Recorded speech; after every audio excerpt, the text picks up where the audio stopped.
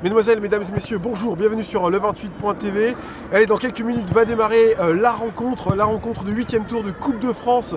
Nos Mainvillois qui évoluent, je vous le rappelle, en DHR, se déplacent ce soir au Blanc-Ménil en DH. Un match exceptionnel ce soir. Espérons que les Mainvillois passeront. Je vous propose de prendre la température du match. J'ai été voir le coach Samy Hamed juste avant le début de la rencontre. Alors Samy, on est à quelques minutes du début de la rencontre. Comment te sens-tu là maintenant et tes joueurs? Maintenant, les garçons ont les cartes en main. Nous, on va subir ça du gant en espérant que les garçons fassent une belle rentrée dans le match de manière à prendre la température très rapidement et après, on s'adaptera à l'adversaire. Est-ce que vous êtes sous vos meilleures conditions? On sait que vous aviez demandé à jouer demain après-midi, dimanche après-midi. Cela vous a été refusé. Est-ce que ça va pas être trop pénalisant pour les Mainvillois ce soir? Non. On s'est arrangé, on s'est adapté, même si ça a été long à se dessiner, mais on se cachera pas derrière ça. Voilà, on a nos armes et on espère rendre une copie parfaite sur ce match de ce soir. Merci coach, bon match. Malheureusement, contrairement aux consignes données dans les vestiaires, Mainvilliers est très mal rentré dans la partie en considérant même une occasion dès les premières minutes de jeu. Après un ballon mal dégagé par la défense, les Mainvillois se sont fait transpercer, obligeant le portier Campello à se déployer, mais c'est le défenseur Alain Landensi qui préservera sur sa ligne son équipe de l'ouverture du score. Mais il ne fera que repousser la sentence, car à la 15e minute, sur un coup de billard, l'attaquant Ngo Baeng, seul au milieu de 4 Mainvillois, met juste un plat du pied pour ouvrir le score.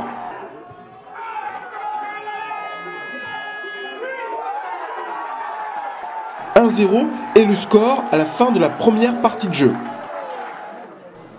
Certainement remonté par le coach à la mi-temps, Mainvilliers montrera un tout autre visage à la sortie des vestiaires, se procurant même l'occasion d'égaliser avec une frappe du plat du pied de Mathieu Louchon détournée par le gardien. Malgré le pressing du CSM, sur un débordement côté gauche du Blanc-Ménil, un centre contré par Alain Landensi trompera le portier mainvillois, portant le score à 2-0. C'est à la 57e minute. Pas abattus, les hommes de Samy Hamed continuent à pousser, s'offrant la possibilité de réduire le score avec le long ballon pour Kevin Hardy, mais il manquera son face-à-face. Complètement dépassés par un milieu de terrain trop solide, les Mainvillois encaissent un 3e but.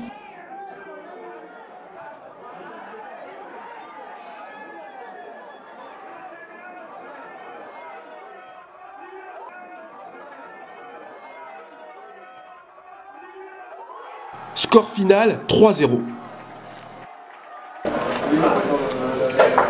Alors les mots du coach après la défaite d'aujourd'hui sur ce 8e tour. Première mi-temps décevante, on a abusé de jeu long et c'était pas ce qu'on avait demandé. C'est dommage qu'on ne soit pas mis plus rapidement dans le match. Maintenant on rentre à la mi-temps à 1-0, c'est un moindre mal. Deuxième mi-temps on la reprend par un meilleur bout en tout cas, avec des intentions de jouer nettement supérieures.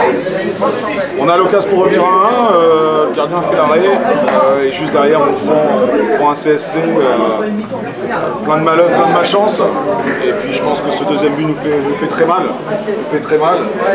Après on se désorganise un petit peu et puis le temps passe et la défaite arrive. Voilà.